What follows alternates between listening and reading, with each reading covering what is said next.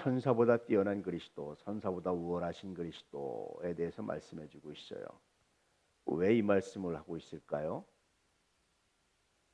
이 당시 사람들이 천사 숭배 사상을 가지고 있었어요. 천사를 숭배하고 천사를 따르는 그런 사상을 가지고 있었습니다. 그래서 그것이 예수를 믿는데 방해가 됐어요. 그래서 천사가 어떤 존재인지를 성서를 통해서 특히 그리스도와 비교해서 철저하게 논증하고 규명하고 있어요. 주로 시편들을 많이 인용하고 있지만 이 당시는 지금처럼 성서가 합본으로 되어 있지 않았어요.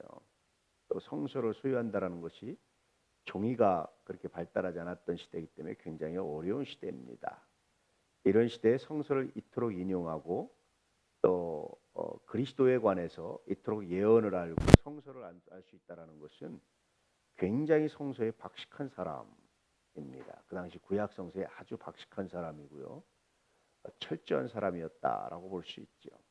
어쨌든 그의 지식은 예수가 누군지, 예수가 어떤 존재인지를 증명하는 데 쓰임 받고 있어요.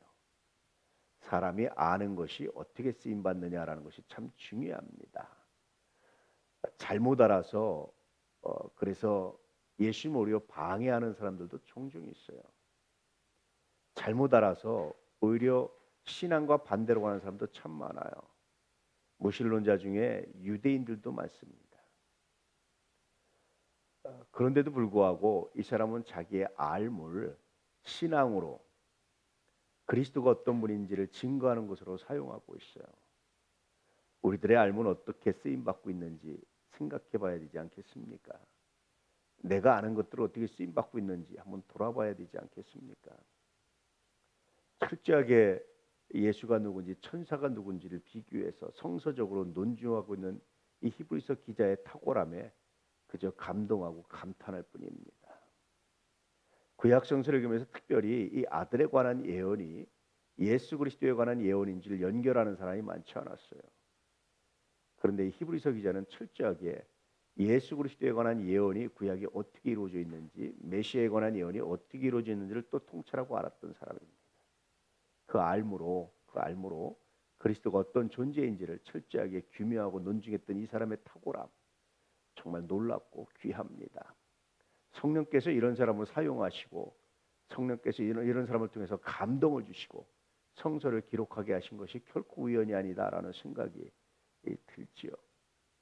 다시 한번 여러분, 오늘 우리의 알문 어떤 역할을 하고 있는지를 묵상해 볼 수 있기를 축복합니다. 우리는 알죠. 천사보다 우월하신 그리스도를 알죠. 천사와 비교할 수 없이 우월하신 그리스도를 알죠. 그분은 참 하나님이시고 참 인간이라는 사실을 알죠. 이것을 아는 우리들은 이것을 어떻게 증명하고 어떻게 전하고 있는지를 다시 한번 생각해 봤으면 참 좋겠다라는 생각이 들어요.